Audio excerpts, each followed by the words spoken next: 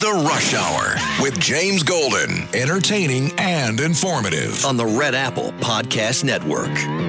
I'm Senator Alyssa Slotkin. Senator Mark Kelly. Representative Chris Deluzio. Congresswoman Maggie Goodlander. Representative Chrissy Houlihan. Congressman Jason Crow. I was a captain in the United States Navy. Former CIA officer. Former Navy. Former paratrooper and Army Ranger. Former intelligence officer. Former Air Force. We want to speak directly to members of the military and the intelligence community who take risks each day to keep Americans safe. We know you are under enormous stress and pressure right now. Americans trust their military. But that trust is at risk. This administration is pitting our uniformed military and intelligence community professionals against American citizens. Like us, you all swore an oath to protect and defend this Constitution. And right now, the threats to our Constitution aren't just coming from abroad, but from right here at home. Our laws are clear. You can refuse illegal orders. You can refuse illegal orders. You must refuse illegal orders. No one has to carry out orders that violate the law or our Constitution. We know this is hard and that it's a difficult time to be a public servant. But whether you're serving in the CIA, the Army, or Navy, the Air Force, your vigilance is critical. And know that we have your back. Because now, more than ever, the American people need you. We need you to stand up for our laws, our Constitution, and who we are as Americans. Don't give up. Don't give up. Don't give up. Don't give up the ship.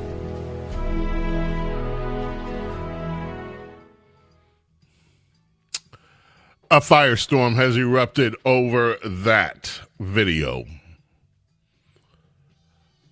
Elected members of Congress, senators who have served in the services, reminding, they say, or provoking members of, as I say, of the military to disobey orders from the commander-in-chief that they deem illegal.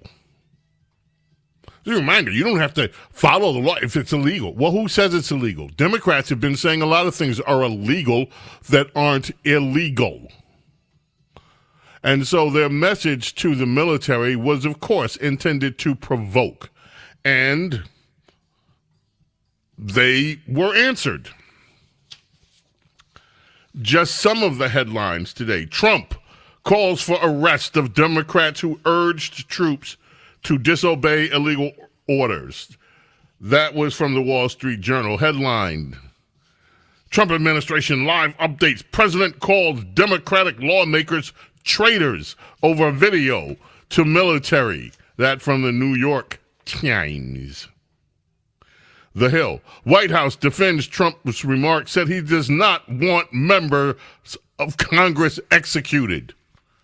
Of course, this has gone into the level of insanity.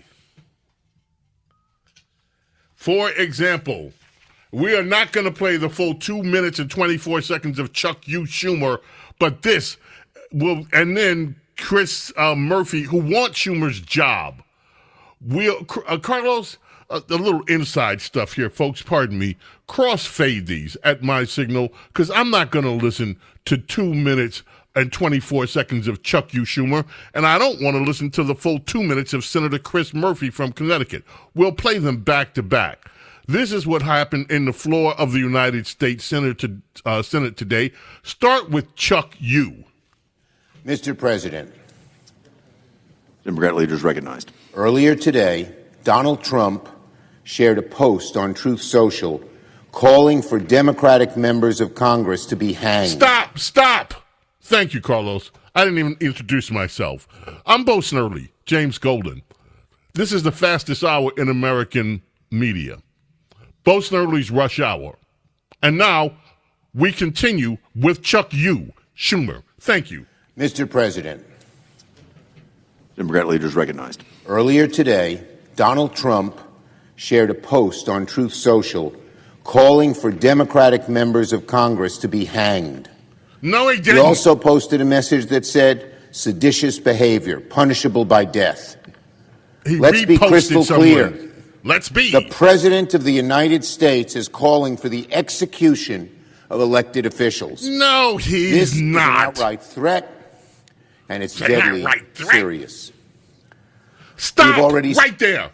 This is the same guy who stood outside. He didn't like the Supreme Court ruling and told Judge Kavanaugh, hey, he threatened judges of the Supreme Court.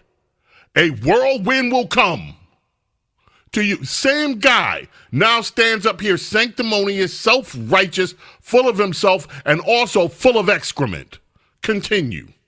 What happens when Donald Trump tells his followers that his political opponents are enemies of the state. Every time Donald Trump posts things like this, he makes political violence more likely. None of us should tolerate this kind of behavior. We all remember what January 6th was like. We lived through January 6th.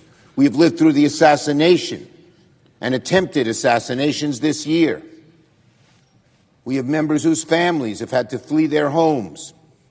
When Donald Trump uses the language of execution and treason, some of his supporters may very well listen.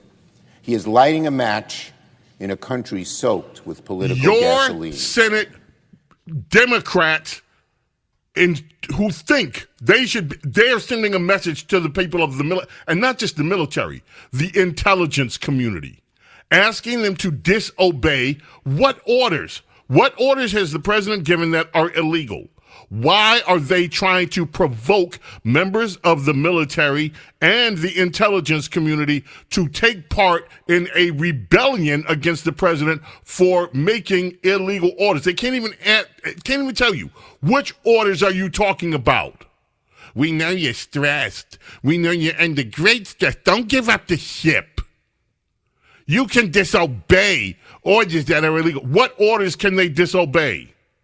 What orders should they disobey? Democrats knew exactly what they were doing when they provocatively posted this stuff, urging members of the military and the intelligence community to disobey the commander-in-chief if they think, apparently, because they didn't give any specificity to what they were talking about, they are trying to provoke members of the military. You know what? And we know, some of us, I believe, know what this is about. Rand Paul and others are questioning whether these strikes on drug cartels, on the drug narco-terrorists, are legal. Is that what he's talking about here? Are the Democrats now anxious to so defend drug cartels that they want to urge the military to disobey trying to take out drug cartels because they so love the drug cartels and they so hate Trump? Is that what this is about? Continue with Chuck U. Schumer. Every representative, every American, regardless of party, should condemn this immediately. I condemn the qualification. Cross-faded. The President of the United States just called for Democratic members of Congress to be executed. No, he didn't. This is not normal. We cannot allow this to feel normal. This, as far as I know, has never happened before in the history of the country. Stop right there. Can you imagine if we had had this before? Can you imagine if Obama, when he took office, if a bunch of Republicans got together, went out, I was a member of the military, and I'm urging members of the military not to obey Obama if he gives an illegal order. If not to obey. These same people that are screeching, moaning, whining, gnashing their teeth today would have a hissy fit if anybody dared suggest to the military, elected senators and others talking to the military and to the intelligence community, urging them not to listen to the president. And meanwhile, you get this pontificating from this sorry excuse for a senator, in my personal point of view, who seems to be hell-bent on becoming the successor to Chuck U. Schumer. He's around every day trying to present himself, this Mr. Connecticut Senator Chris Murphy, as some kind of alternative to Chuck U. Schumer.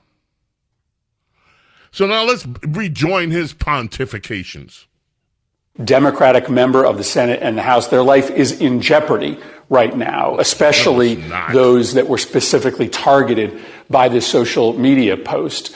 Democratic senators and House members who were simply saying that no member of the military should act illegally or in violation of the Constitution. The President of the United States just called for members of Congress to be executed. No, he did not. If you are a person of influence in this country, maybe it's time to pick a side. If you are a Republican in Congress, if you are a Republican governor. All right. So he wants you to pick a effing side. Well, Americans picked a effing side, and it wasn't your effing side. And that's what's got you and your traitorous Democrats so upset. It wasn't your effing side. And you have been doing everything since Donald Trump took office to try to undermine this presidency, now including members of the Senate of the United States trying to do an end run around presidential control of the military. Caroline Levitt, cut 19, was asked about all this. Wait a minute. We're going to conform. We're going to do time management here. We're going to keep it going. We're going to take a break here so that we have time on the other side and we're not rushed on rush hour. Bo Snerdley's Rush Hour. We'll be back. Rush. This is the Rush Hour with James Golden. Bo Snerdley.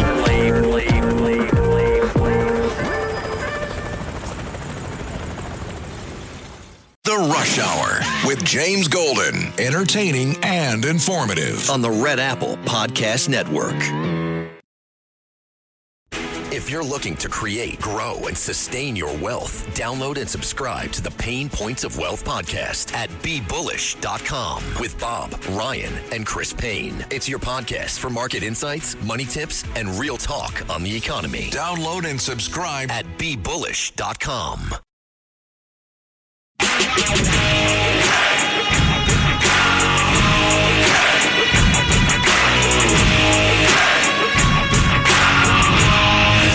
James Golden, known popularly as Bo Snerdley. This is the Rush Hour with James Golden. Rush. Meeting with Trump and Mamdani. Well, I'm glad Mayor-elect Mamdani is going because he's never had a job before. So Trump is going to have an opportunity now to explain to him how the world works. Number one, you're not going to be arresting Prime Minister Netanyahu when he comes to New York City, so you can put that out of your mind. Yes, you can. Number two, you need to cooperate with federal law enforcement and federal immigration when we come into the city to try to enforce existing federal immigration law. So you need to put that out of your mind as well. I hope the president explains to him how the world works. We have federal laws and we have international diplomacy, and those things are handled by the president, not the mayor of New York City. I won't get into the president's thinking on it. I think you'll all hear from him directly. I also think I will just add, it speaks volumes that tomorrow we have a communist coming to the White House because that's who the Democrat Party elected as the mayor of the largest city in the country. I think it's very telling, but I also think it speaks to the fact that President Trump is willing to meet with anyone and talk to anyone and to try to do what's right on behalf of the American people, whether they live in blue states or red states or blue cities, in a city that's becoming much more left than I think this president ever anticipated in his many years of living in New York himself. Yes, my friends, tomorrow Mamdani at the White House. That ought to be interesting. Okay, I mentioned Caroline Levitt responded to this business that the president wants to. She was asked about it. Does he really want to see Democrats executed? Cut 19, this is how she responded. Be clear, does the president want to execute members of Congress? No. Let's be clear about what the president is responding to, because many in this room want to talk about the president's response, but not what brought the president to responding in this way. You have sitting members of the United States Congress who conspired together to orchestrate a video message to members of the United States military, to active duty service members, to members of the national security apparatus, encouraging them to defy the president's lawful orders. The sanctity of our military rests on the chain of command. And if that chain of command is broken, it can lead to people getting killed. It can lead to chaos, and that's what these members of Congress who swore an oath to abide by the Constitution are essentially encouraging. We have 1.3 active duty service members in this country, and if they hear this radical message from sitting members of Congress, that could inspire chaos, and it could incite violence, and it certainly could disrupt the chain of command. These three members of Congress, I will also add, knew exactly what they were doing. You look at Alyssa Slotkin. She's a former member of the CIA. Mark Kelly was a captain in the U.S. Navy. Maggie Goodlander was a naval officer, and notably, she is also the wife of Joe Biden's national security former advisor, Jake Sullivan. And so these members knew what they were doing. They were leading into their credentials as former members of our military, as veterans, as former members of the national security apparatus to signal to people serving under this commander-in-chief, Donald Trump, that you can defy him and you can betray your oath of office. That is a very, very dangerous message, and it perhaps is punishable by law. I'm not a lawyer. I'll leave that to the Department of Justice and the Department of War to decide. And now they are screaming bloody murder because the president answers. And what he reposted was, he reposted something from one of the social media sites where a guy says, George Washington, and I'm paraphrasing, George Washington hung. People like that. And Donald Trump reposted it. Look, that's true. George Washington did not play around. During the Revolutionary War, Benedict Arnold was close to him. He considered him very close. When Arnold committed acts that were seditious, Arnold fled the country and escaped. But others in the Revolutionary War were hung. And so Donald Trump did not say we need to hang members of Congress. But he reposted what was a historical fact. Sedition is not looked upon lightly, and these senators know that, and Congress people. They wanted to be provocative. They were provocative. And they got a response. James Golden, Snerdley, fastest hour in American media continues. Don't go away. The Rush Hour with James Golden. Entertaining and informative on the Red Apple Podcast Network.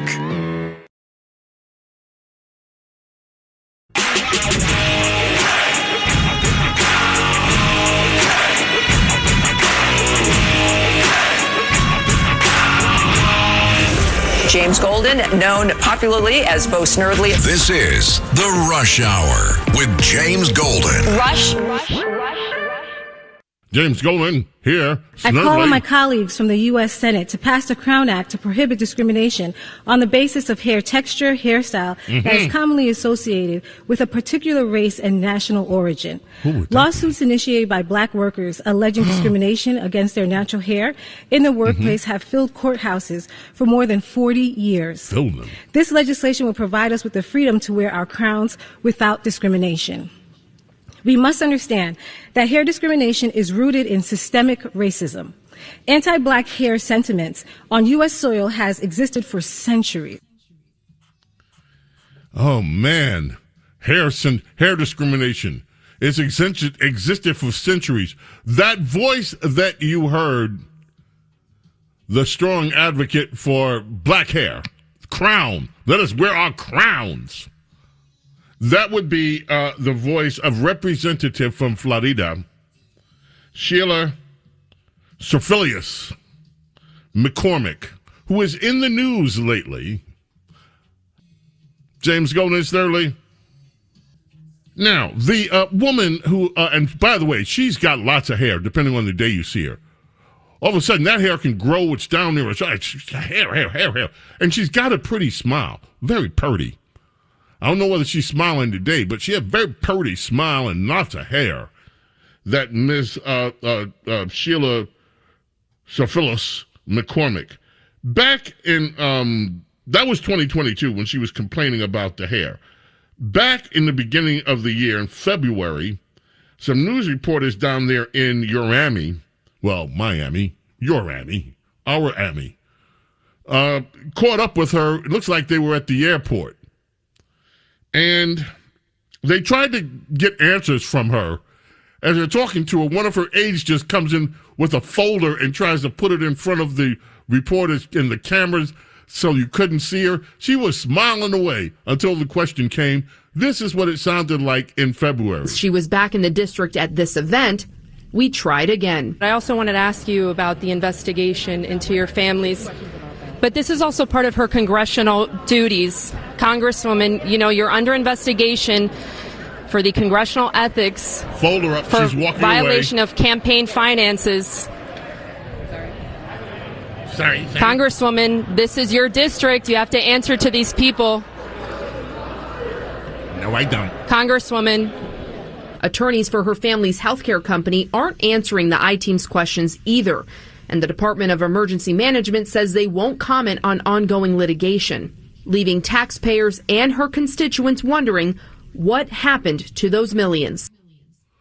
Well, that question has now apparently been answered to some degree. Cut number, please, 7. And we got the answer to the question, what happened to those millions, or I think what could have happened to those millions last night. And a federal grand jury in Miami has returned an indictment charging Congresswoman Sheila Sherfless McCormick with stealing federal disaster funds, laundering the proceeds, and using the money to support her 2021 congressional campaign. According to the indictment, Sherfless McCormick and her brother, both from Miramar, worked through their family health care company on a FEMA-funded COVID-19 vaccination staffing contract back in 2021. It says the company received an overpayment of $5 million and routed the money through multiple accounts to disguise its source. We'll have much more on this breaking news tonight on CBS News Miami. Much more coming. Yeah. So the deal is this. As you heard this guy, and he wrapped that up pretty good.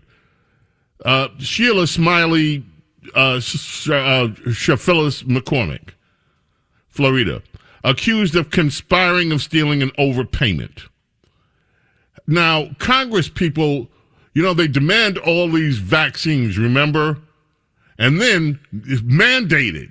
And then they're the ones, as it turns out, in this case, working on a contract tied in to making sure those vaccines get paid, which is interestingly enough. So apparently there was an overpayment of $5 million. Oops, don't know how that happened. And then some of those monies were used to fund her campaign. Now, in addition to this congressman being indicted, her tax preparer, a guy by the name of David K. Spencer, also facing charges for conspiring to file a false federal tax return. A staffer is also accused.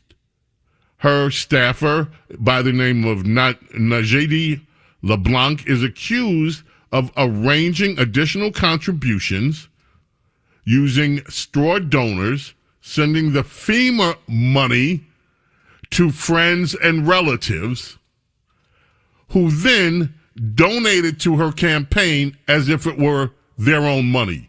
So you got that? Her staffer arranged for a bunch of straw donors.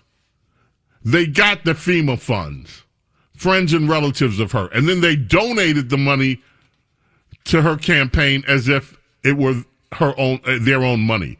That is what this indictment accuses her of being, and her brother's involved in it too. The tax preparer and her staffer face up to 33 years. The tax preparer, faces up to 33 years in prison. The other guy, the staffer, 10 years in prison. And if the congresswoman is found guilty, she could face up to 53 years in prison, although not likely because she is a first-time offender. Her brother could be sent to the pokey for 35 years for his role in all this. Lots of time to do your hair in there. But she has, and there's a presumption of innocence. So let me find this story, because she is saying that none of this is true. This is all sham. It's a sham. She says, no basis for any of these. She's looking forward to her day in court so that she can refute all of these charges. And certainly, I'm sure we'll be following to see. Okay, it was Dick Cheney's funeral today. Donald Trump wasn't invited. Bushies were there. all that, and I'm not going to. At the time after 9/11, Dick Cheney really did stand up for the security of this nation, and he had a remarkable career. So I'm not going to use this occasion, even though Dick Cheney, of course, his daughter Liz Cheney attacking Donald Trump. Where did you expect him to land on that? But his funeral today was in Washington. Oh, I found that story. Sheriff Lewis McCormick, sham indictment. She says it's unjust and baseless. It's an unjust, baseless sham indictment, and I am innocent. And I still have lots of hair. No, she didn't say that part. She said the timing is curious. I guess, I don't know what that means.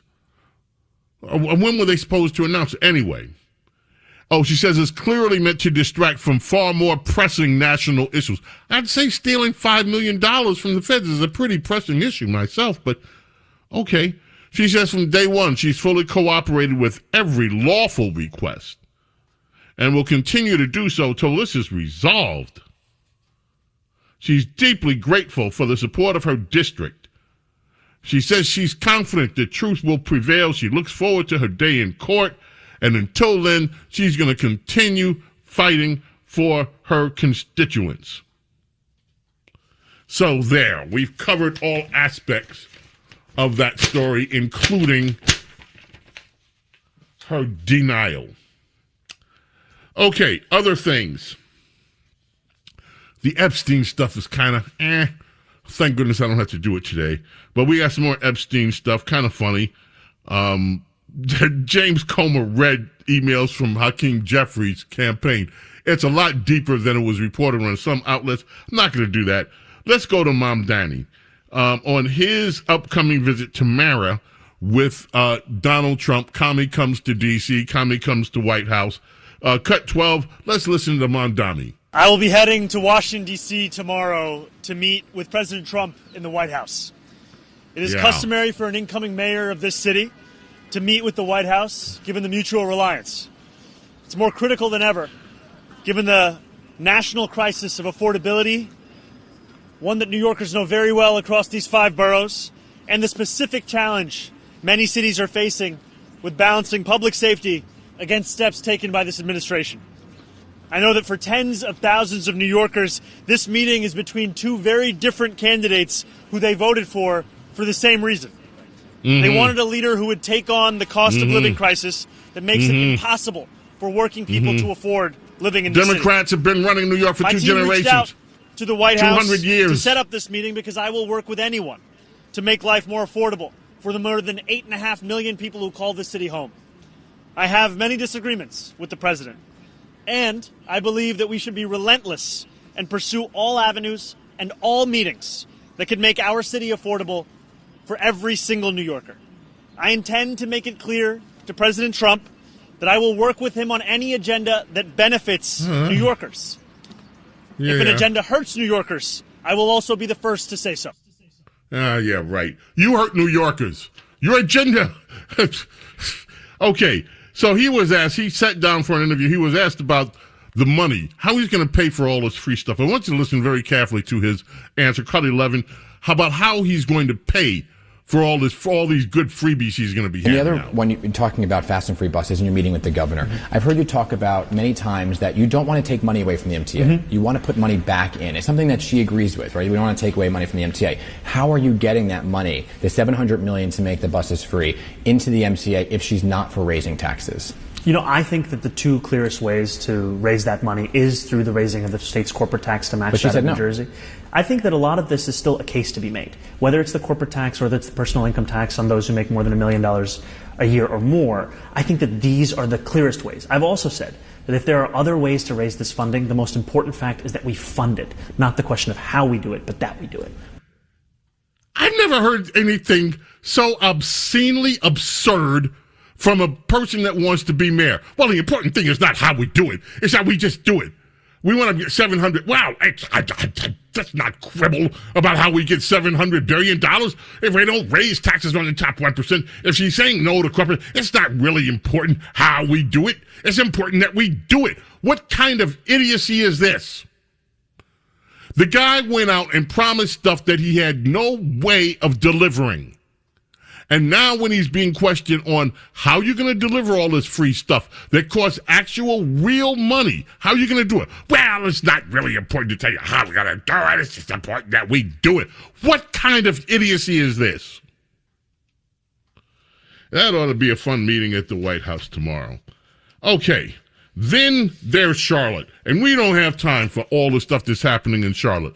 Let me just give you an idea of what it's like being in North Carolina. The Countess of Conspiracy, I think, is in there, some traveling through or down there somewhere in North Carolina. I need to ask her to pop on over to Charlotte and take a look. Anyway, here's a good idea of how life is in Charlotte. Cut number 17, and here you go. You are a bad, evil person. You need to be expunged. You need to go to another country. You need to know what it looks like. Instead, you're pulling over innocent people, not asking for any ID and just hauling them off. You all should be ashamed. How do you go home to children, to friends, to family? Do you tell them what you do for a living? That you arrest people without cause? That you just pick them up? Put them in a truck? Is that what you do? Are you proud of yourself for doing this? Are you absolutely proud? Thank you for calling the ICE hotline. Are you proud of this? Are you proud? You are an idiot. You do not deserve to walk the face of this earth. None of you. None of you. You are fools. I did get a name. They took somebody out of that car. And yeah. Life in Charlotte. ICE raids are continuing. One quickly, we have another one. One quickly, a teacher in a high school. I will tell you the video of this. There are 4 or 5 kids sitting in a huge classroom. That's it. And this is the teacher, 16, complaining. This image captures the reality of Rebecca Costas' classroom at East Mecklenburg High School this week with Border Patrol agents in Charlotte. It was a ghost town. I mean, our hallway was empty. The terror that these families are experiencing and the communication thus far, including the video recorded only in English, has not provided evidence that the district understands its severity. We've received no kind of training, no kind of resources for how to respond to our students, to how to talk to them about this, for how to talk and communicate with our families. This is a very different kind of trauma. A high school. Her classroom. She's talking about it. They sent out a video only in English, and she's complaining after ICE came, the school district. She's complaining about that. 5 at most kids in a classroom that looks like it sits maybe 30 or 40. The wrong questions are being asked here. Taxpayers have been funding this for how long? Only 5 kids in a classroom that used to be apparently full. The rest of the kids are, we might surmise, in the country illegally. And taxpayers have been funding it. And no one seems to be bothered by any of that. Instead, ICE is the problem. No, my friends, there are deeper problems. The school is a ghost town. What does that tell you about unaffordability, the resources that are being spent, who the resources are being spent for, and how much things would really cost in America if the Democrat Party were not funding illegal entry into America? James Golden, Snerdley, do not go away. Rush. This is the Rush Hour with James Golden. Oh, Snerdley.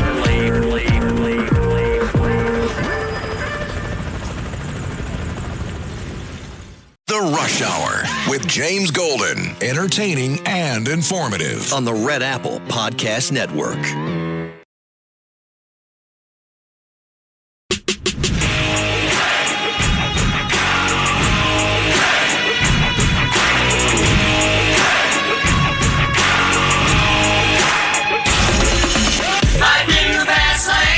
It's the Rush Hour with James Golden. Goes by the pseudonym Bo Snerdley. Rush. Now here's James Golden. Well, my friends, fastest hour in American media goes fast. I didn't even get to a lot of the stories. The stuff happening in California, budget deficits, Trump planning to open up the coastal waters and all, but we're going to leave you because we have to.